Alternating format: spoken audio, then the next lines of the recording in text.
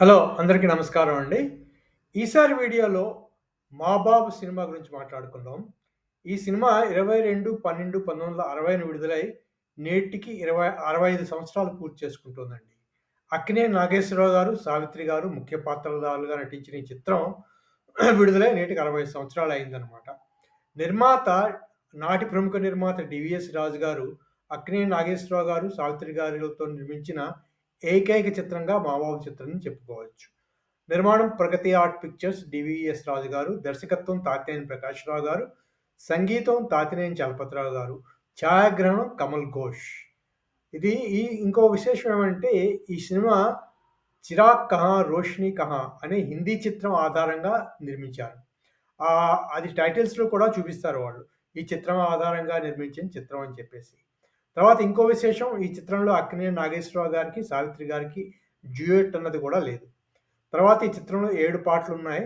సముద్రాల junior గారు 5 పాటలు, శ్రీశ్రీ గారు 1 పాట, తర్వాత కొసరాజు గారు 1 పాట రాశారండి.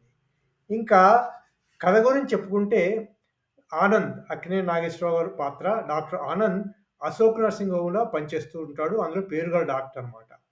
ఆ నమ్మకం కొద్దీ ఆ ఊర్లో భాగ్యవంతురాలైన ఒక ఆవిడ గర్భిణిగా ఉన్నప్పుడే భర్త పోయిన తన కోడలు రత్నను అంటే సావిత్రి గారి పాత్రను డెలివరీకని చెప్పి డాక్టర్ ఆనంద్ హాస్పిటల్‌కి తీసుకొస్తుంది.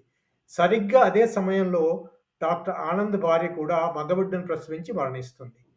ఆ ఒక్క బిడ్డే తన జీవితాధారమని నమ్మిన రత్న తన బిడ్డ మరణించిందని తెలిస్తే ఇక బ్రతకదని గుర్తించిన డాక్టర్ ఆనంద్ తన కనబిడ్డను ఆమె బిడ్డ అని చెప్పి ఆమెకిచ్చేస్తాడు. తర్వాత తనకు కలిగిన దుఃఖం కొద్దీ ఆనంద్ ఒక 5, 6 సంవత్సరాల పాటు మనశ్శాంతి కోసం అటు ఇటు తిరుగుతూ మళ్ళీ నర్సింగ్ హోమ్‌కొచ్చి చేరతాడు.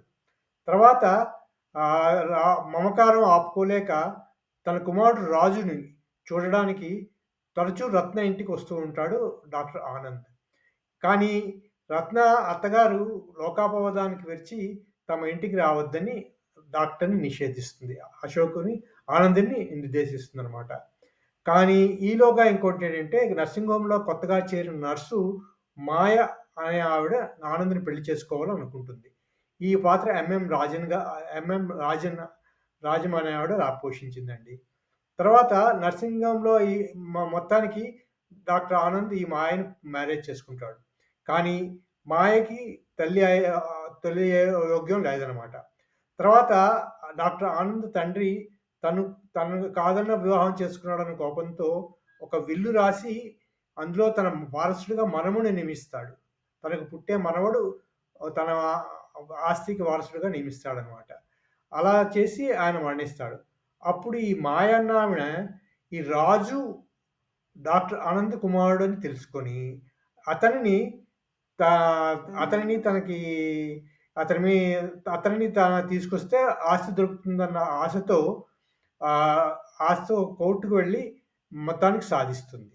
కానీ ఆ కుర్రాడు అక్కడ ఉండడానికి ఇష్టపడడు. ఆ కుర్రాడు అక్కడి నుంచి పారిపోయినప్పుడు అతన్ని వెతుకుతూ వెళ్ళినప్పుడు ఒక చోట ఆ మాయ అన్న ఆవిడ మరణిస్తుంది. దాంతో ఆహ్, దాంతో డాక్టర్ ఆనంద్ మళ్ళీ రాజుని తీసుకొచ్చి రత్న అంటే సావిత్రి గారికి అప్పగిస్తాడనమాట. దాంతో కథ ముగుస్తుంది. ఇదే అండి ఈ చిత్రం యొక్క కథ. ఇందులో మిగిలిన ముఖ్య పాత్రల్లో ఆహ్, ఎంఎన్ రాజన్ చెప్పాం కదండీ! మాయగా నటించారు. తర్వాత రేలంగి, గుమ్మడి, రమణారెడ్డి, నాగయ్య గారు మిగిలిన ముఖ్య పాత్రలు పోషించారు. సిఎస్ఆర్ గారు కూడా ఉంటారు చిన్న పాత్రలో. తర్వాత చిన్నబాబుగా హనీ ఇరానీ గారు నటించారు. తర్వాత అక్కినేని నాగేశ్వరరావు గారికి, సావిత్రి గారికి ఇలాంటి పాత్రలంటే కొట్టిన పిండే గదా! అంచేత ఇద్దరి నటన గురించి చెప్పుకోవాల్సిందేముంది. ఇద్దరు కూడా చాలా బ్రహ్మాండంగా నటించిన చిత్రంగా చెప్పుకోవచ్చు. కానీ ఇంత సక్సెస్‌ఫుల్ పేరున్న అక్కినేని నాగేశ్వరరావు గారు, సావిత్రి గారు ఉన్నా కూడా 'మా బాబు' చిత్రం యావరేజ్ సినిమాగానే నిలిచింది. మరీ సూపర్ హిట్ చిత్రంగా చెప్పుకోవడానికి లేదు. అదండి 'మా బాబు' చిత్రం విశేషాలు. 65 సంవత్సరాలు పూర్తి చేసుకునే సందర్భంగా మా 'మా బాబు' చిత్రం విశేషాలు ఇవన్నమాట. అలాగే 'డివిఎస్ రాజు' గారు, అక్కినేని నాగేశ్వరరావు గారితో నిర్మించిన ఏకైక చిత్రంగా గూడా చెప్పుకోవచ్చు ఈ చిత్రాన్ని. మళ్ళీ ఇంకో వీడియోలో మరిన్ని విశేషాలతో కలుద్దాం. అంతవరకు సెలవు. ఈ వీడియో మీకు నచ్చితే